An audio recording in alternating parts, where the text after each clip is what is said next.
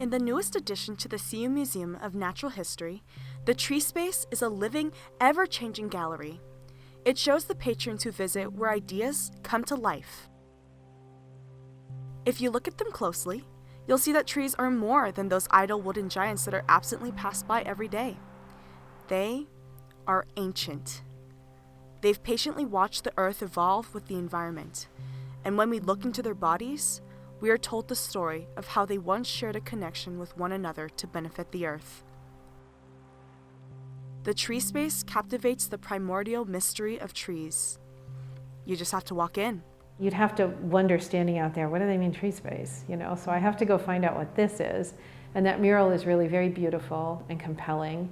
And then as you get closer, you see the corridor of pine beetle-killed trunks that you walk through.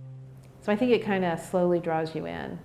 Assistant Director of the museum, Sharon Tiniano, says that the idea for an exhibit can often begin with a moment of inspiration.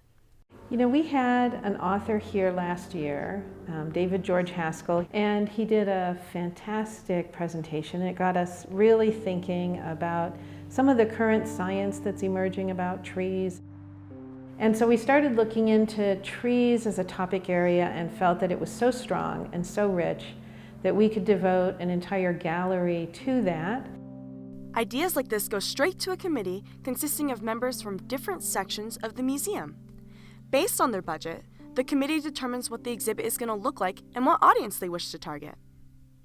You never really are able to narrow down exactly what it's going to look like, but once it starts to come together, you get different inputs from people with different backgrounds, and sometimes it gets very messy, but most of the time all those ideas come together and you get a really good finished product out of it. The ultimate goal of the exhibit is to give the audience an experience. But oddly enough, the museum staff don't wish that its visitors feel like they have to learn something, but they want them to leave having learned something without even realizing it. The trick lies behind the design of the exhibit. If it's created in an interesting, fun way, scientific and historical information can be absorbed without any effort. The museum is a really good way for people to learn things that they might not necessarily come to a museum thinking, I'm going to learn this specific thing, but there's a lot of ways that we can show information in a fun or engaging way that kind of goes around what they might be thinking they're learning directly. However, the assembly of an exhibit is no small feat. It roughly takes 6 months to develop an exhibit and another 3 months to build all the working parts. Tree Space has been in the works for about a year.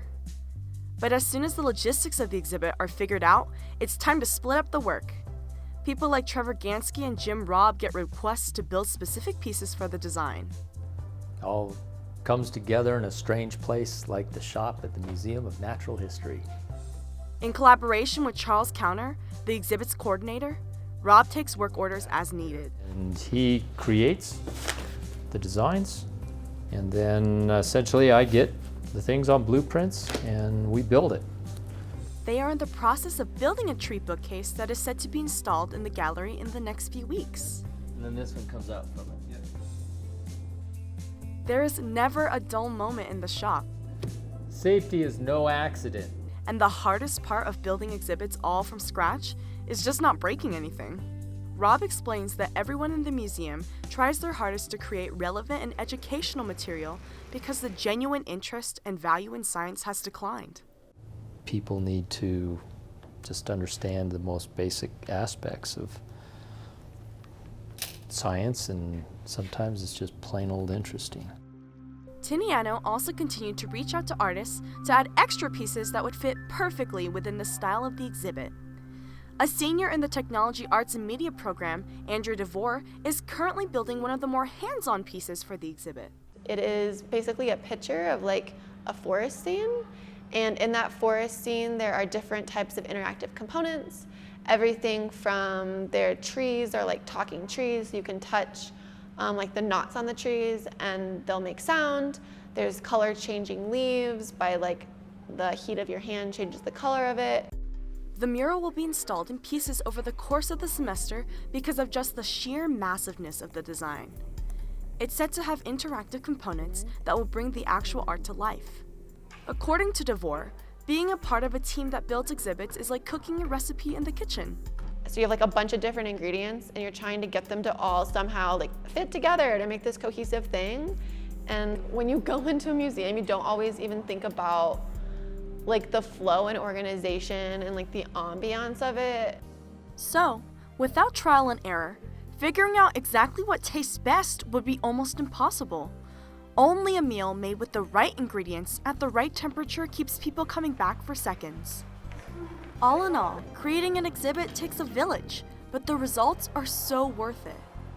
We grow as people and we're able to appreciate our world in a different way. So it's a really exciting and fun thing to be part of creating those kinds of experiences.